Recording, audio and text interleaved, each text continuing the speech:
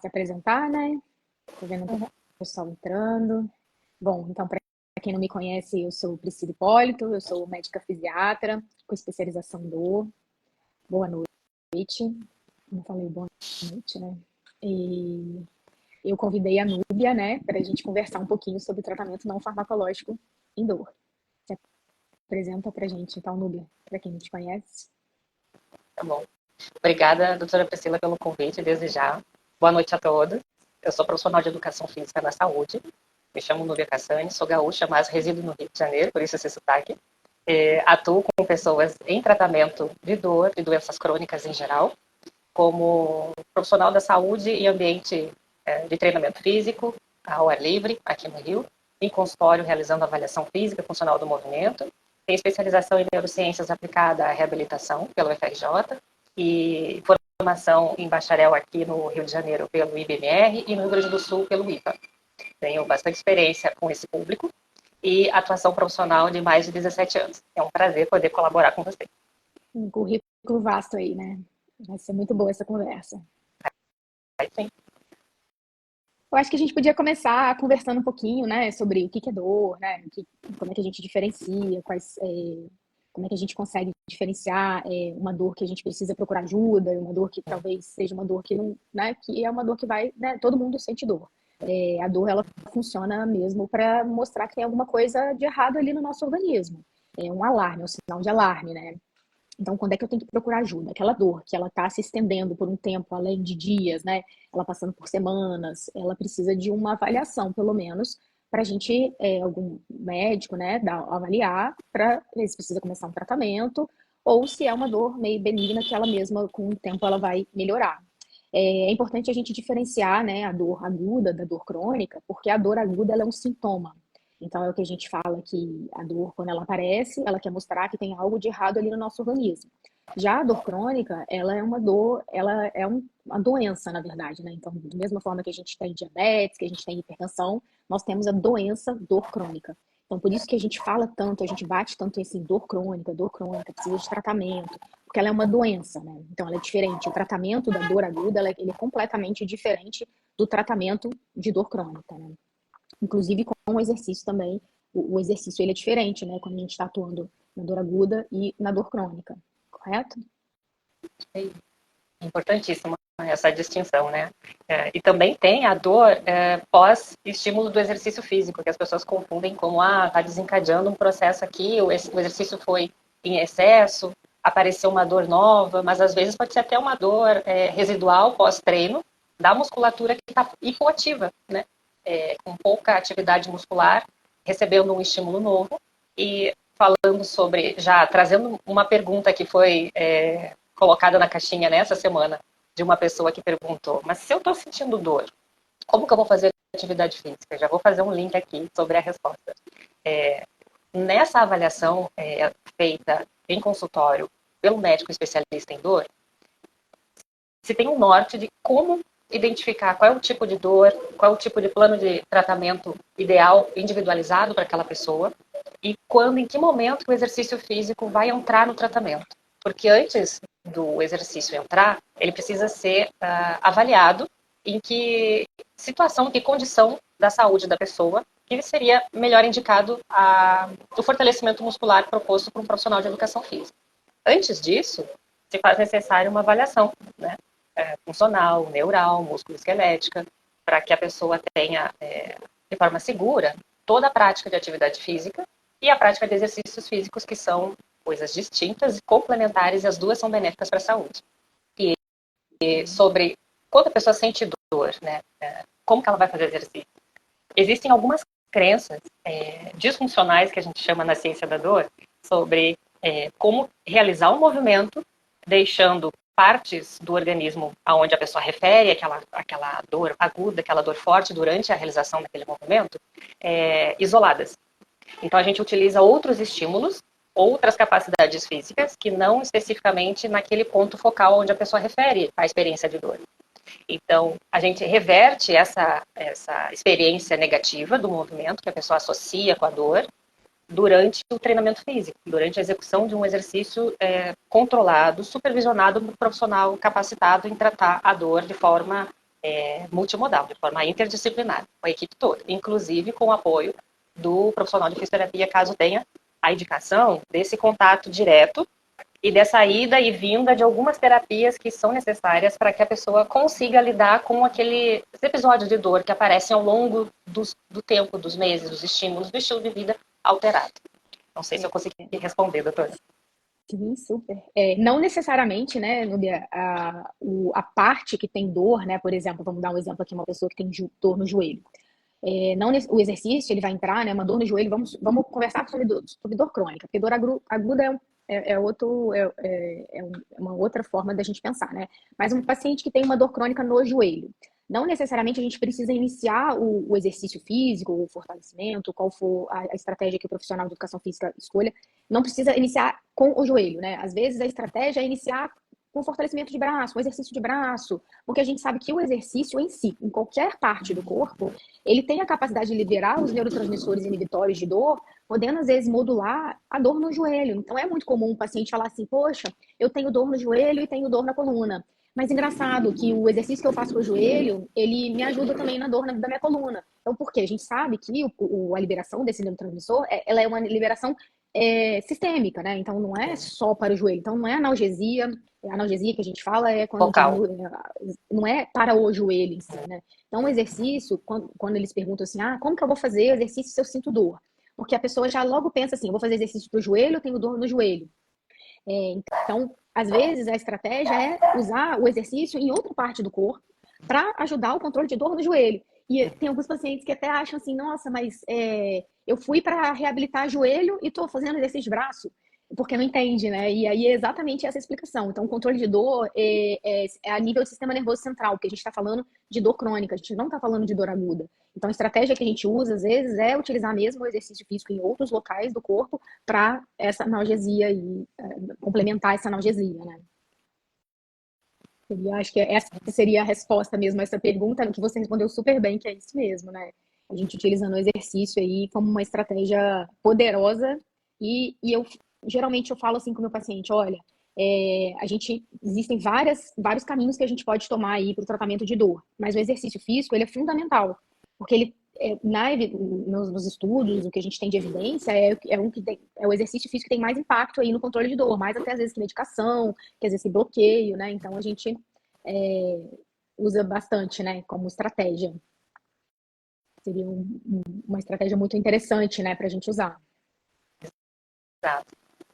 Eu atendo pessoas com dor, por exemplo, dor de fibromialgia, dor lombar, dor no joelho, né?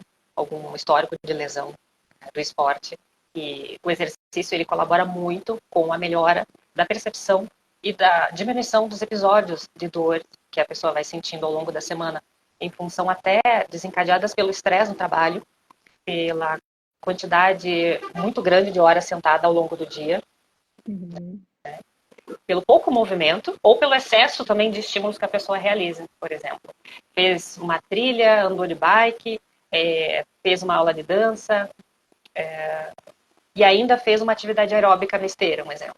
Então, foram muitos estímulos que o organismo não estava acostumado a receber. E aí pode desencadear um bloqueio muscular, né?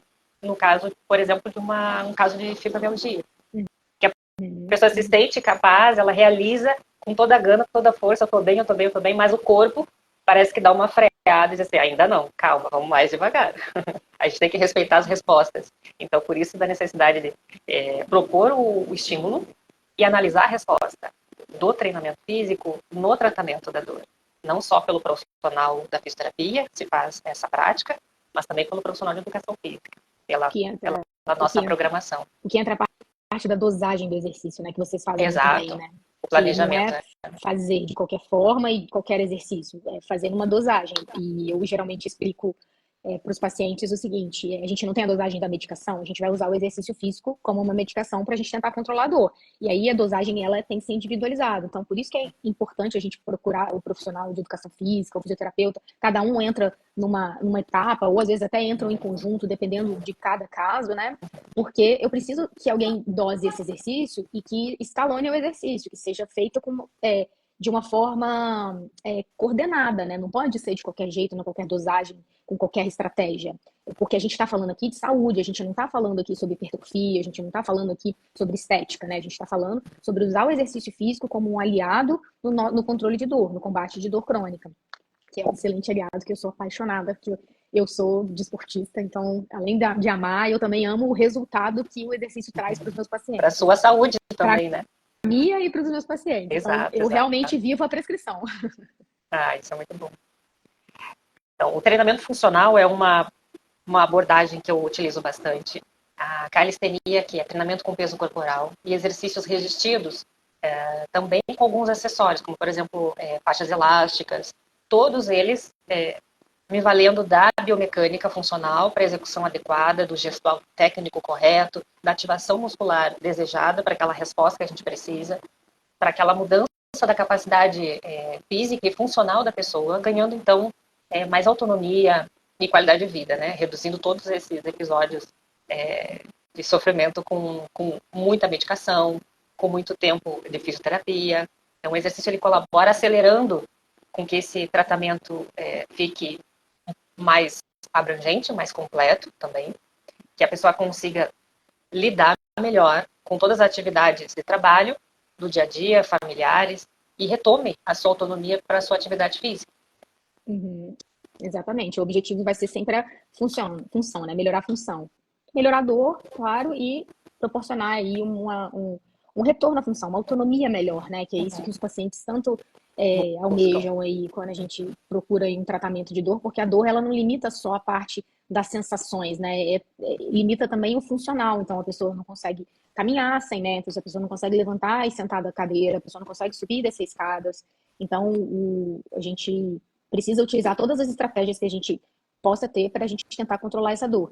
E eu tenho plena consciência que eu, como médica, eu tenho a minha parte, mas eu não consigo sozinha. Eu preciso dos profissionais de educação física, da fisioterapia e outras estratégias que existem também já baseadas em literatura, já estão consolidadas na literatura, né, que a gente pode citar aqui algumas, mas a gente precisa de todas as estratégias para a gente tentar ao máximo conseguir aquela autonomia para o paciente, né, para ele sentir o retorno de qualidade de vida, o retorno da função e o máximo que ele conseguir aí com todas as estratégias. Então, algumas das estratégias que a gente pode falar, né, seria a educação em dor. Então, quando o paciente procura um acompanhamento de um médico de dor, geralmente na consulta, o médico já faz essa educação em dor, então o paciente vai ser avaliado e o médico vai explicar para ele o que está acontecendo no corpo dele, né? O que é dor crônica, quais são os objetivos que a gente vai trabalhar, o que a gente pode esperar de um tratamento de dor crônica e o que não esperar, porque a gente precisa alinhar o que o paciente está esperando, as expectativas elas são importantes, né? Então o médico ele vai trabalhar essa parte, o médico, o educador físico também que trabalha com dor, o profissional, o fisioterapeuta, todos eles conversam e falam a mesma língua, né? Então a gente vai passar para o paciente o que é a dor crônica, né? O que a gente pode esperar desse tratamento. Conversar sobre manejo de estresse, que é uma coisa que a gente vê que o estresse ele é um fator que perpetua a dor e que desencadeia crises de dor também. Manejo do sono também, que é um outro fator que a gente até brinca com o paciente, quem não dorme não melhora de dor. Então, assim, o sono é um fator super importante aí para a gente controlar, para o paciente conseguir aí alcançar uma qualidade de vida e um alívio de dor. Ajuste de alimentação. Então, a alimentação, a gente sabe que tem os alimentos que eles são mais pró-inflamatórios, que às vezes ajudam na perpetuação da dor. Então, o controle do peso também é muito importante. E a gente tem as estratégias também de meditação, que são as mindfulness, né? Que são estratégias excelentes para aqueles momentos que a gente está mais estressado, que a gente, não só para quem tem dor, né? Acho que é para todo mundo mesmo. Geral. Porque todo mundo passa por isso. Então, a gente, por momentos mais de estresse, de ansiedade. Então, são estratégias que eu converso com o meu paciente e falo, olha, essas estratégias que eu estou te passando aqui são estratégias que não dependem de mim. São estratégias que vão depender de você. Então, o tratamento vai ter essa parte do tratamento que vai depender de você. Então, aqui eu vou fazer a minha parte, eu vou te passar todas as informações, vou te passar todas as estratégias que você consegue utilizar sozinho, para a gente tentar usar o mínimo de medicação possível. Porque eu acho muito difícil vir um paciente para mim falando assim, não, doutora, eu quero a medicação. Então, a maioria dos pacientes na verdade, eles querem talvez uma medicação para ajudar ali no início, mas não para o resto da vida. Então, se a gente usa essas outras estratégias que a gente tem, inclusive com exercício físico, a chance da gente precisar ou utilizar uma dosagem muito alta de medicação para o resto da vida é menor, né? A gente vê isso, o paciente que adere a essas outras estratégias, a gente consegue diminuir as dosagens, né? E, doutora, tem uma interdependência muito grande desse comportamento, da melhora do sono, do gerenciamento da saúde mental e da melhora da qualidade da alimentação relacionada com a aptidão física para a prática de exercícios, que faz parte do tratamento como um remédio natural, que nem eu chamo, para que a pessoa tenha o ganho da mudança daquela expressão, daquela experiência dolorosa, e reduza cada vez mais esses episódios de dor. Então a pessoa se sente mais disposta, porque teve uma alimentação organizada por uma nutricionista, de forma individualizada, teve o gerenciamento do estresse por práticas mente-corpo, como a meditação. O estresse influencia muito na qualidade do sono da pessoa, por dormir de forma com muitas pausas, ou dormir poucas horas, com pouca qualidade. Isso muda bastante a recuperação fisiológica e mental, emocional que a gente tem no sono, quando a gente está com um estresse muito elevado de médio a longo prazo. Isso impacta diretamente na recuperação física de um treinamento físico do dia anterior, pela resposta da recuperação muscular, articular, de todos os estímulos que o exercício vai proporcionando para aquelas adaptações positivas aconteçam, né, no tratamento. Então, é necessário, sim, que a pessoa faça a tarefa de casa, que a gente também, como profissional da saúde, faça o nosso 50% do nosso máximo, né, para que a pessoa consiga alcançar os 50% também como parte do tratamento, uma parte ativa do tratamento, né. Digo que o tratamento de dor é uma parceria. Então, o médico e os outros profissionais, eles têm que ser parceiros entre si e com o paciente, né?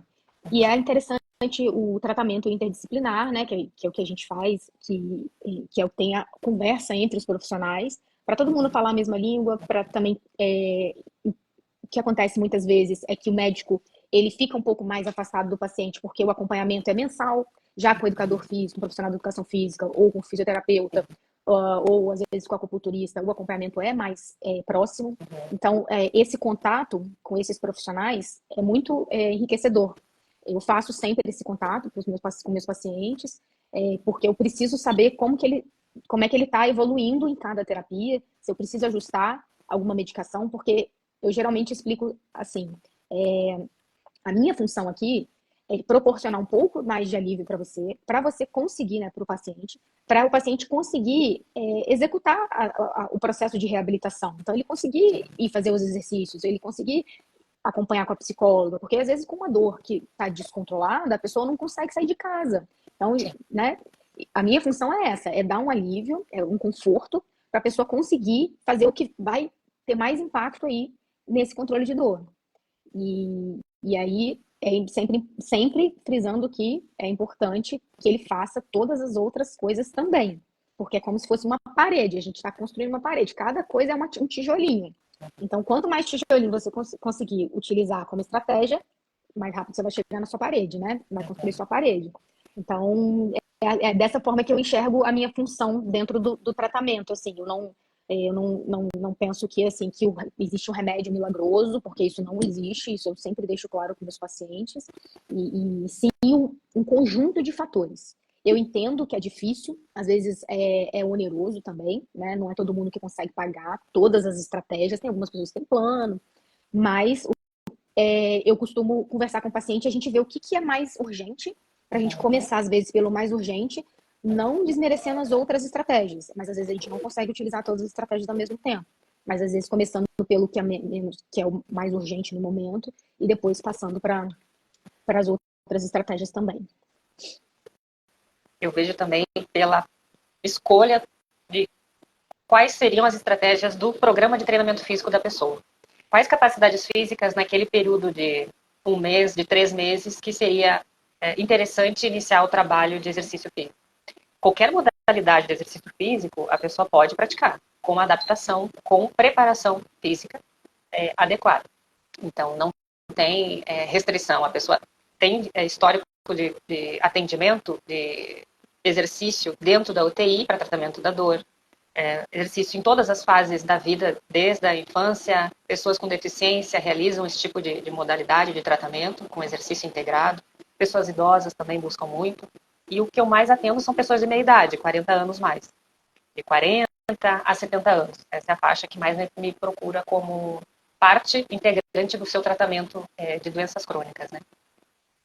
Uhum.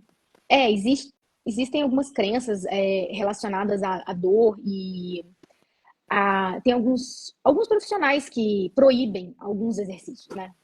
E, e o que a gente tem hoje de evidência na dor mesmo, né? Seria mais uma limitação pela dor. Quando a gente diz dor crônica, né? No caso, não dor aguda é outro cenário, né? Mas quando a gente está falando de dor crônica, um paciente que tem um quadro de dor crônica, aquelas dores musculoesqueléticas crônicas, degenerativas, não tem uma proibição de exercício, né? Seria mais assim, qual que é a limitação do paciente? Qual que é o exercício que o paciente consegue executar com o menos dor possível, né? Não seria uma proibição, olha, não tem de evidência, pessoas que têm essa dor não podem fazer de jeito nenhum esse exercício, né? Antigamente tinha essas crenças, né? Sim. Hoje a gente já sabe que não é bem assim, ainda não tem na evidência mostrando que piora lesões, alguns tipos de exercício, não é isso. Depende muito também da dosagem Da geralmente, condução. exato, com quem que você está acompanhando. Então, por isso que é importante sempre procurar, na hora de fazer exercício, procurar um acompanhamento. Porque o exercício é medicação, precisa de dose, precisa de um Exato. cálculo, né? Precisa de alguém te acompanhando, né? Doutor, uma coisa que é muito comum na minha prática também é que as pessoas com histórico de alguma lesão, de alguma cirurgia, de algum procedimento invasivo, de alguma articulação por algum tratamento, a pessoa refere uma dor que ela é uma dor que não vai embora. E ela também não busca uma avaliação específica com o médico da dor. Da mesma forma acontece pessoas que relutam sobre a avaliação periódica do seu tratamento com o seu médico. Então, eu sempre reforço, precisa voltar no médico pelo menos uma vez no semestre, uma vez no ano, dependendo da quantidade de episódios que a pessoa está referindo manifestação de dor. Que estratégias que a gente pode, não só eu como professora de educação física, e o paciente pode ter starts de mudar essa mentalidade e a gente propor mais iniciativas de autonomia para que ele faça essa reavaliação, que é importante, porque o planejamento do exercício físico, por exemplo, ele precisa ser revisto constantemente, avaliado constantemente, para que a dose e resposta seja ótima. Dentro da estrutura articular, dentro daquela estrutura neural que está sendo modificada pela plasticidade do sistema nervoso periférico, a medicação também precisa ser revista. Tem pessoas que abandonam a medicação porque acham que já estão bem, né? Então, isso que eu queria compartilhar como uma experiência e um alerta. O que acontece, né? Os pacientes, tem muito paciente que acha que sentir dor é normal, eu aguento, eu não sou de reclamar. Eles têm muito essa questão do tipo, não, eu não vou tomar remédio. Eu vou aguentar essa dor porque eu sou uma pessoa que tem uma tolerância à dor. E sentir dor não é normal. É normal no sentido de que é um alerta, né? Quando a gente fala da dor aguda, ela é um alerta, quando ela é dor crônica, é uma doença. Mas o que eu costumo explicar para meus pacientes é trazer isso para outras doenças crônicas, que é muito mais fácil deles entenderem. Uma paciente, semana passada, falou isso comigo. Ela falou assim, mas eu vou ter que tomar remédio para sempre? Eu falei, mas você toma remédio para diabetes. E por que você não se importa de tomar remédio para diabetes e para você, para dor, é um problema? Ela falou assim, porque diabetes é uma doença. Então, ainda tá difícil das pessoas entenderem que a dor crônica, ela é uma doença. Ela precisa de tratamento. E muitas vezes, e a maioria das vezes, ela vai precisar de tratamento por um longo período de tempo. Às vezes a gente consegue diminuir a medicação, às vezes até retirar a medicação, mas a história da doença é uma de doença. Então, é uma doença e ela é crônica. Então, você espera que ela seja tratada de forma crônica, ou seja, de longa data, né? Então, acho que... E às vezes é isso, o paciente, ele acha que ele tem condição de aguentar aquela dor. Então, ele não precisa ir no médico de novo. Porque aquela dor, ele já conhece que é aquela dor, então ele vai continuar aguentando, porque se ele for no médico, o médico vai passar uma medicação. E ele não quer tomar remédio. Então, muitas vezes tem relação com isso, né? Com essa crença do paciente. E aí é conversar que quanto mais dor, pior o estado funcional dele, né? pior pode ficar a dor. Quanto mais informação de dor o cérebro recebe a gente pode amplificar o campo de dor no corpo. Então, por exemplo, uma dor que às vezes era só no joelho, ela pode começar a irradiar para outros locais, porque isso faz também, né? Porque isso Outras faz regiões. parte da sensibilização central, né? Por isso que é tão importante a gente tratar a dor, não deixar a pessoa ficar sentindo dor, porque isso é comum acontecer. A pessoa às vezes tem uma dor pontual, ela deixa para lá, e aí você não trata, e aquilo ali começa a irradiar para outros pontos. Por quê? Deixou de ser centralizada, pontual, e passou a ser difusa. Vira o que a gente costuma chamar agora, ultimamente, de nociplástica, né? Seria uma dor nociplástica. Ela deixa de ser, às vezes, uma dor que às vezes a gente conseguiria resolver com um procedimento, ou às vezes com uma medicação, e ela amplifica para outros pontos no corpo, começa a afetar, se a pessoa já não tinha problema de sono, começa a afetar o sono, começa a afetar a memória. A dor, ela tem a capacidade de alterar alguns sistemas dentro do nosso cérebro. Por isso que a gente tem que tratar a dor, não pode deixar a pessoa sentindo dor. Não é interessante a gente ficar testando até onde eu vou aguentar a dor, entendeu? Não é interessante isso. E bom que a doutora tocou no assunto de um tipo de dor nociplástica, porque tem várias outras que precisam de diagnóstico para um tratamento adequado. Às vezes a pessoa nem sabe qual é o tipo de dor que ela está sentindo dentro da categoria, que tem algumas, né? E tratamentos indicados para cada uma. O tratamento, uma das coisas que a gente tem que avaliar na hora de fazer o tratamento é o tipo de dor, né? Porque a medicação pode mudar, o procedimento pode mudar, as estratégias terapêuticas vão mudar de acordo com o tipo de dor que a gente classifica. E isso a gente só consegue avaliar mesmo quando o paciente chega no consultório, né? Porque hoje a gente tem a facilidade do digital, né? E aí a gente recebe muito inbox, você deve receber também, do tipo, eu tenho isso e isso, o que eu faço, né? Deve chegar para você, qual Me dá uma exercício você dica. faz? Então, não é má vontade que às vezes a gente não consegue ajudar, é porque não tem como. A avaliação é o que vai fazer com que a gente decida qual estratégia a gente vai utilizar. E às vezes a dor no mesmo local, então, dois pacientes com dor na lombar, não quer dizer que a estratégia vai ser igual, porque as dores podem ser diferentes, que é o que a Nubia falou. Então, a gente tem vários tipos de dor. Então, cada tipo de dor vai fazer com que eu pense em uma estratégia terapêutica.